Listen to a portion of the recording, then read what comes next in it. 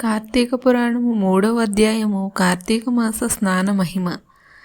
జనక మహారాజా, కార్తీక మాసమున ఏ ఒక్క చిన్న దానము చేసినను అది గొప్ప ప్రభావము గలదై వారికి సకల ఐశ్వర్యములు కలుగజేయుటయే గాక మరణానంతరము వారు శివ సాన్నిధ్యమును చేరుదురు.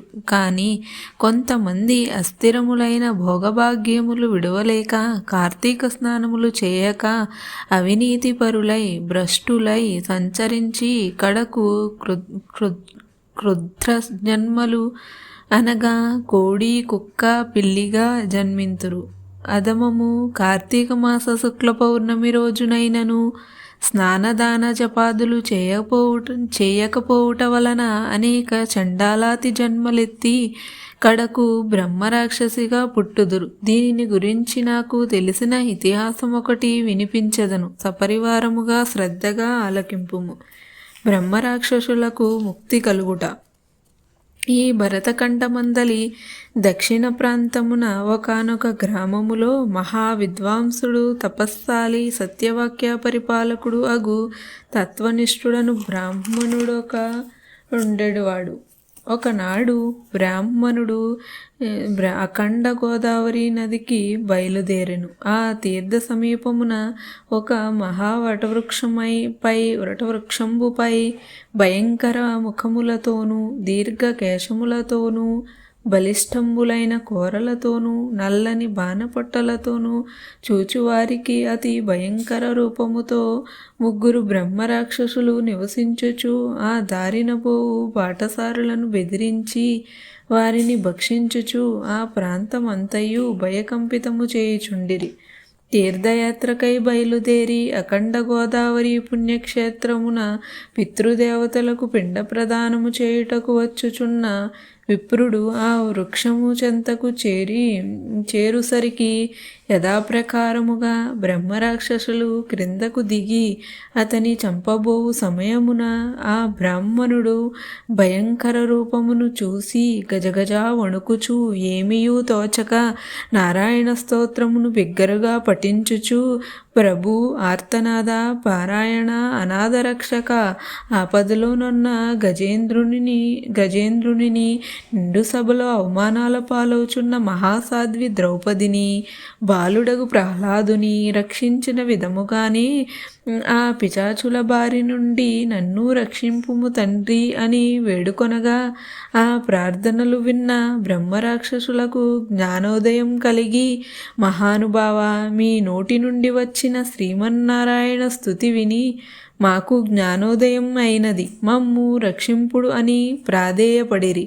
వారి మాటలకు విప్రుడు ధైర్యం తెచ్చుకొని, ఓయి మీరెవరు, ఎందులకు మీకు రాక్షస రూపంబు కలిగెను, మీ వృత్తాంతము తెలుపుడి అని పలుకగా, వారు విప్రపుంగవ, మీరు పూజ్యులు, ధర్మాత్ములు, వ్రతనిష్టాపరులు. మీ దర్శన భాగ్యం వలన మాకు పూర్వజన్మమందలి కొంత జ్ఞానము కలిగినది.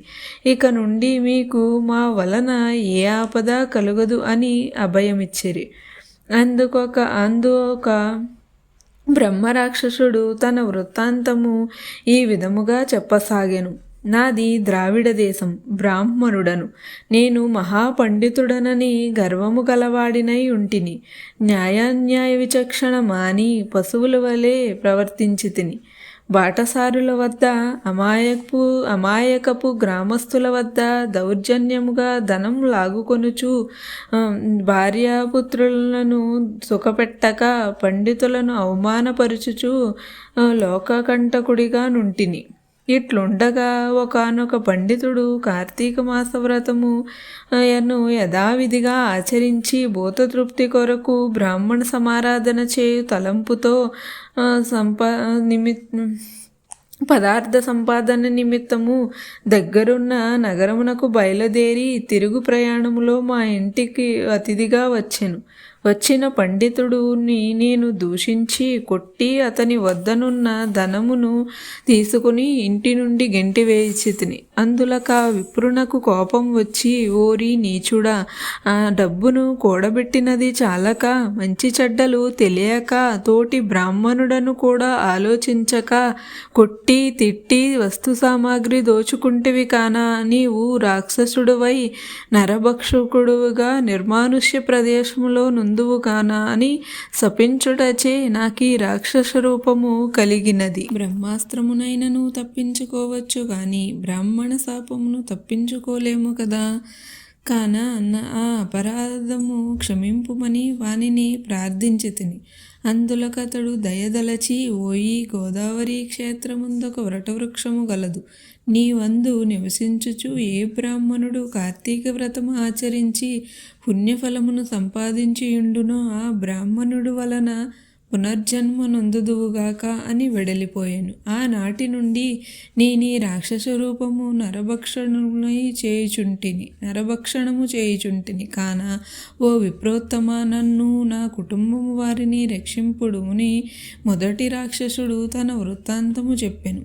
ఇక రెండవ రాక్షసుడు, ఓ ద్విజోత్తమ, నేను కూడా జన్మలో బ్రాహ్మణుడనే.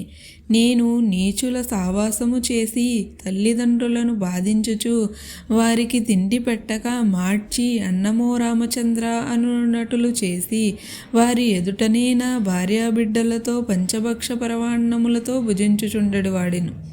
నేను ఎట్టి దాన ధర్మములు చేసి ఎరుగను. నా బంధువులను కూడా హింసించి వారి ధనమును అపహరించి రాక్షసుని వలె ప్రవర్తించి తిని కాన నాకీ రాక్షసత్వము కలిగెను. నన్ని పాప పంక్యముల నుండి ఉద్ధరింపుము అని బ్రాహ్మణుని పాదాలపై పడి పరిపరి విధముల వేడుకొనెను. మూడవ రాక్షసుడు కూడా తన వృత్తాంతము ఇటులనే తెలియజేసెను. మహాశయ, నేనొక సంపన్న కుటుంబంలో పుట్టిన బ్రాహ్మణుడను. నేను విష్ణు ఆలయంలో అర్చకునిగానుంటిని. స్నానమైనను చేయక కట్టుబట్టలతో దేవాలయంలో తిరుగుచుండెడివాడని. భగవంతునికి ధూపదీప నైవేద్యములైనను సమర్పించక భక్తుల కొన తెచ్చిన సంభారములను నా ఉప్పుడు గతుకు అందజేయుచు మద్యమాంసములను సేవించుచు పాపకార్యములు చేసినందున నా మరణాంతరము ఈ రూపము ధరించితిని. కావున నన్ను కూడా పాప విముక్తుని గావింపుమని ప్రార్థించెను. ఓ జనక మహారాజా, తపోనిష్ఠుడగు ఆ విప్రుడు పిశాచుల దీనాలాపన ఆలకించి, ఓ బ్రహ్మరాక్షసులారా, భయపడకుడు. మీరు పూర్వజన్మలో చేసిన ఘోరకృత్యంబుల వల్ల మీకీ రూపము కలిగెను. నా వెంట రండు, మీకు విముక్తి కలుగుదును అని వారిని ఓదార్చి తనతో తీసుకొని పోయి ఆ ముగ్గురిని విముక్తికై సంకల్పము చెప్పుకుని తానే స్వయంగా గోదావరిలో స్నానం ఆచరించి స్నానము పుణ్యఫలమును ముగ్గురి బ్రహ్మరాక్షసులకు దారపోయగా వారి వారి రాక్షస రూపములు పోయి దివ్య రూపములు ధరించి వైకుంఠమున కేగిరి. కార్తీక మాసములో గోదావరి స్నానమాచరించినచో హరిహరాదులు సంతృప్తి నొంది వారికి సకలైశ్వర్యములను ప్రసాదింతురు. అందువలన ఎంత ప్రయత్నించినారైనా సరే కార్తీక స్నానం ఆచరించాలి.